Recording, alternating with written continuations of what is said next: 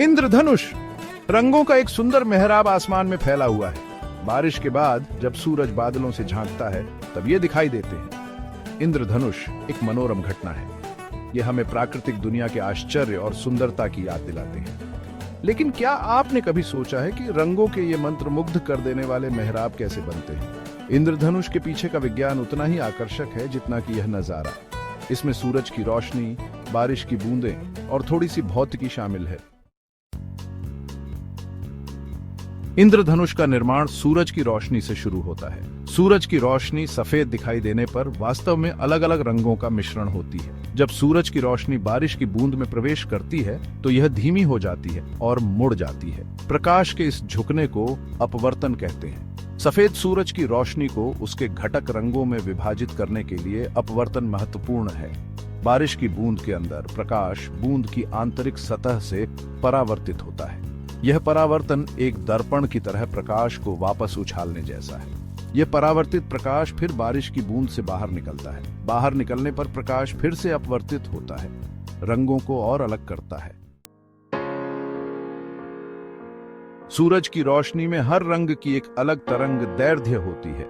लाल बत्ती की तरंग दैर्ध्य सबसे लंबी होती है और बैंगनी बत्ती की सबसे छोटी। जब प्रकाश अपवर्तित होता है तो अलग अलग तरंग दैर्ध्य थोड़े अलग कोणों पर झुकते हैं। उनके तरंग दैर्ध्य के आधार पर रंगों का यह पृथक्करण इंद्रधनुष बनाता है। प्रकाश के अलग हुए रंग फिर हमारी आंखों तक जाते हैं। हम इसे 7 रंगों के बैंड के रूप में देखते हैं: लाल, नारंगी, पीला, हरा, नीला, नील और बैंगनी। इस बैंड को दृश्य स्पेक्ट्रम के रूप में जाना जाता है।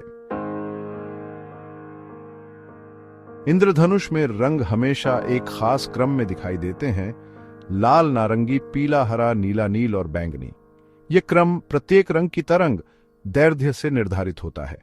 लाल रंग सबसे लंबी तरंग दैर्ध्य के साथ चाप के शीर्ष पर दिखाई देता है।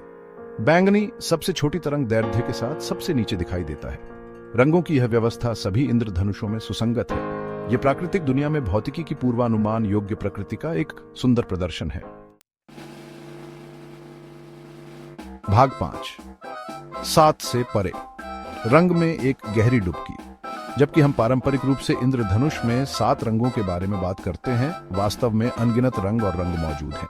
मानव आंख केवल सीमित संख्या में अलग अलग रंगों को ही पहचान सकती है। हालांकि प्रकाश का स्पेक्ट्रम निरंतर है। इसका मतलब है कि आमतौर पर हम जिन 7 नामों का नाम लेते हैं उनके बीच रंग के सूक्ष्म उन्नयन होते हैं। तो अगली बार जब आप इंद्रधनुष देखें तो याद रखें कि आप उस क्षण मौजूद रंग की विशाल और जटिल दुनिया का एक अंश ही देख रहे हैं। भाग 6, इंद्रधनुष की जिज्ञासाएं, डबल रेनबो और बहुत कुछ। कभी कभी हमें और भी शानदार नजारे देखने को मिलते हैं। एक डबल इंद्रधनुष। डबल इंद्रधनुष तब होता है जब सूरज की रोशनी बारिश की बूंदों के अंदर 2 बार परावर्तित होती है। दूसरा प्रतिबिंब प्राथमिक के ऊपर एक हल्का उल्टा इंद्रधनुष बनाता है। डबल इंद्रधनुष के अलावा अन्य दुर्लभ और आकर्षक इंद्रधनुष घटनाएं हैं। इनमें जुड़वां इंद्रधनुष, सुपरन्यूमररी इंद्रधनुष और यहां तक कि गोलाकार इंद्रधनुष भी शामिल हैं। भाग 7, मूनबो। चांदनी के नीचे इंद्रधनुष। मानो या न मानो, रात में भी इंद्रधनुष दिखाई दे सकता है। इन निशाचर इंद्रधनुषों को मूनबो कहा जाता है। मूनबो तब बनते हैं जब सूरज की रोशनी के बजाय चांदनी हवा में पानी की बूंदों से अपवर्तित और परावर्तित होती है। मूनबो अपने दिन के समकक्षों की तुलना में बहुत हल्के होते हैं। ऐसा इसलिए है क्योंकि चांदनी सूरज की रोशनी से बहुत कमजोर होती है, हालांकि वे उतने ही जादुई और मनोरम हैं। भाग 8, मायावी महिमा। एक इंद्रधनुष का दृष्टिकोण। क्या आपने कभी गौर किया है कि आप इंद्रधनुष के अंत तक कभी नहीं पहुंच सकते? ऐसा इसलिए है क्योंकि इंद्रधनुष एक ऑप्टिकल भ्रम है। इसका कोई निश्चित स्थान नहीं है। प्रेक्षक की स्थिति और सूर्य के कोण के आधार पर इंद्रधनुष की स्थिति बदलती हुई प्रतीत होती है। तो जबकि इंद्रधनुष के अंत का पीछा करना आकर्षक है, याद रखें कि इसकी सुंदरता इसकी क्षणभंगुर और अलौकिक प्रकृति में निहित है।